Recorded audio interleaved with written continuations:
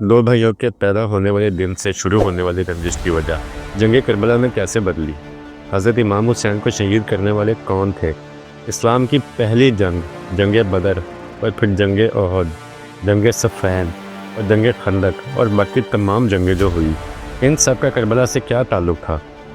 یزید نے حضرت امام حسین کے سر مبارک کو سامنے رکھ کر ان کے ہونٹوں پر چھڑی مار کر یہ کیوں کہا تھا کہ آج اگر میرے بڑے زندہ ہوتے تو دیکھتے کہ میں نے بدر، احد اور صفین کا بدلہ لے لیا ہے؟ یزید کے خانہ کے کچھ لوگ مسلمان ہونے کے بعد بھی اہل بیت سے اتنا بغض کیوں رکھتے تھے؟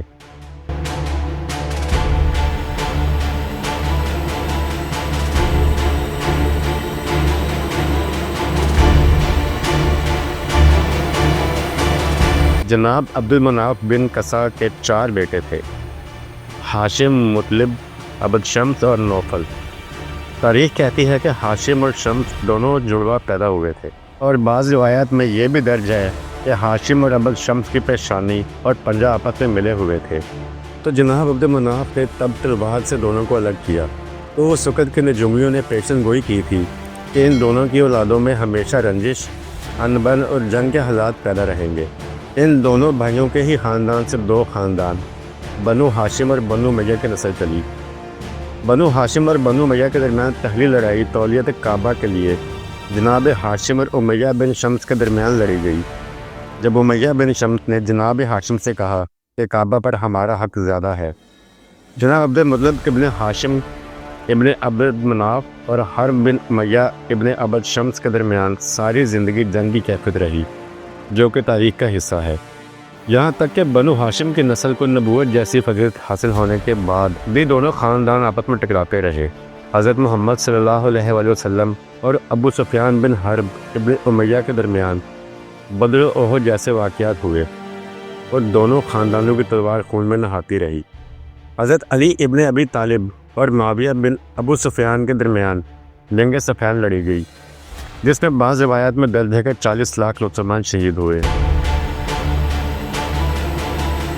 محمد ابو موسیٰ ابن اشرا اور سعد بن ابی وقاص کے ثالثی کے باوجود دونوں اشخاص نے اپنی اپنی خلافت کا اعلان کر دیا۔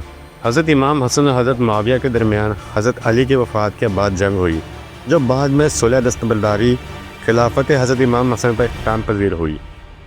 حضرت معاویہ کی وفات کے بعد جب یزید بن معاویہ برسر منبر آیا تو اس نے مدینہ کے گورنر ولید بن عتبہ کو خط لکھا کہ امام حسین، عبداللہ ابن عمر اور زبیر ابن عبداللہ سے بیعت لے کر میری خلافت اقرار کروایا جائے۔ گورنر مدینہ ولید بن عتبہ نے جناب امام حسین کو اپنے دربار میں بلوایا اور یزید کا خط دے کر کہا، آپ یزید کی خلافت اقرار کریں۔ جہاں امام حسین نے تاریخی الفاظ کہے کہ مجھ جیسا کبھی بھی اس جیسے کی بیعت نہیں کر سکتا۔ حضرت امام حسین کے چاہنے والوں نے پوچھا کہ آقا آپ یہ کہہ دیتے کہ میں اس کی بیعت نہیں کرتا۔ امام حسین نے فرمایا کہ آج یہ حق اور باطل کا فیصلہ ہے، یہاں باطل فاسق اور فاجر حق اور پاکیزگی کی بیعت مانگ رہا ہے۔ امام علی مقام نے فرمایا وہ شخص اسلام کا حلیہ بگاڑ رہا ہے، شریعت محمدی کو پامال کر رہا ہے۔ آپ نے فرمایا کہ یزید ان قوانین کو رائج کرنا چاہتا ہے جن کی اسلام اجازت نہیں دیتا، جو زمانہ جاہلیت کے قوانین ہیں۔ امام علی مقام نے فرمایا کہ آج میں اگر یزید کی بیعت کروں تو یزید کو شے مل جائے گی کہ اسلام کا کوئی محافظ زندہ نہیں رہا۔ آپ علی مقام نے فرمایا کہ یہ دین اور شریعت میرے نانا کی ہے اور میں اس کی حفاظت کروں گا، چاہے اس کے لیے میری جان ہی کیوں نہ چلی جائے، لہٰذا مجھ جیسا شخص کبھی بھی اس جیسے شخص کی بیعت نہیں کر سکتا۔ اسی مقام پر سابقہ گورنر مدینہ مروان بن حکم نے ولید کو کہا تھا کہ امام حسین کا سر قلم کر لو کہ تمہارے پاس بہترین موقع ہے، اس کے ساتھ کوئی موجود نہیں۔ لیکن جب اس بات کا علم جناب عباس ابن علی کو ہوا جو دربار کے باہر موجود تھے، تو وہ مروان ابن حکم کے قتل کے در پہ ہو گئے، جبکہ مدینہ کے امن کے پیش نظر امام حسین نے جناب عباس کو بڑی مشکل سے قابو کیا۔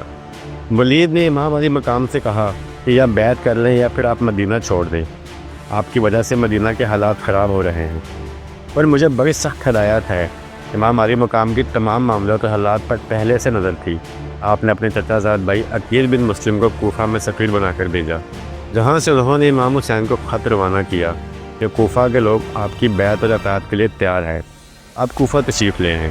اسی زمن میں کوفہ کے بہت سے لوگوں نے خطوط آپ کے پاس پہنچ چکے تھے امام علی مقام اپنے اہل و عیال کے ساتھ مدینہ سے براستہ مکہ کوفہ کی طرف روانہ ہوئے۔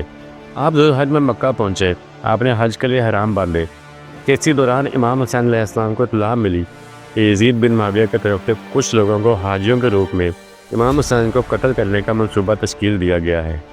امام علی مقام نے بندھے ہوئے احرام توڑ دیے۔ آپ کے جانثاروں نے آپ کو کہا کہ آپ حج کریں، ہم آپ کی حفاظت کے لیے ہر وقت تیار ہیں۔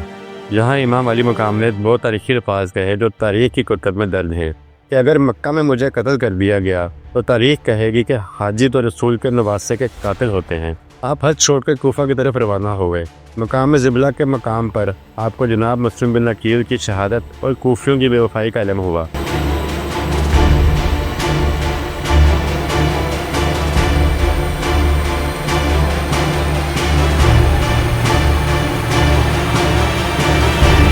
آپ نے راستہ تبدیل کیا اور 2 محرم الحرام کو مقام کربلا پہنچے۔ یہاں آپ کو یزید کے فوج نے گھیرے میں لینا شروع کر دیا۔ تاریخ کہتی ہے کہ امام حسین نے کربلا کی جگہ خریدی اور اپنے اہل عیال کو کہا کہ یہیں پر خیمے لگائے جائیں۔ 2 محرم سے 8 محرم تک امام حسین اور یزیدی فوج کے درمیان چھوٹی موٹی جھڑپیں ہوتی رہیں۔ آپ سے بار بار بیعت کا تقاضا کیا جاتا رہا۔ 9 محرم کی صبح یزیدی فوج کی طرف سے جنگ کے نعرے بجائے گئے اور امام حسین علیہ السلام کے خیام کو گھیرے میں لینا شروع کر دیا گیا۔ حضرت امام حسین نے یزیدی فوج سے 1 دن کے لیے جنگ ٹالنے کا کہا کہ کل لڑیں گے۔ آپ نے فرمایا کہ میں کچھ حجت تمام کرنا چاہتا ہوں اور 1 رات مزید اپنے رب کی عبادت کرنا چاہتا ہوں۔ اس رات کو شب عاشورہ کہتے ہیں کہ جب حضرت امام حسین نے اپنے خیمے میں چراغ گول کر دیا اور اپنے جانثاروں کو کہا کہ یزید کے ساتھ لڑائی جھگڑا بیعت کا تنازع میرا ہے، یزید صرف مجھ سے بیعت چاہتا ہے، اس کو آپ لوگوں سے کوئی سروکار نہیں۔ اگر آپ چھوڑ کر جانا چاہتے ہیں تو جا سکتے ہیں، مجھے کسی سے کوئی گلہ نہیں ہوگا۔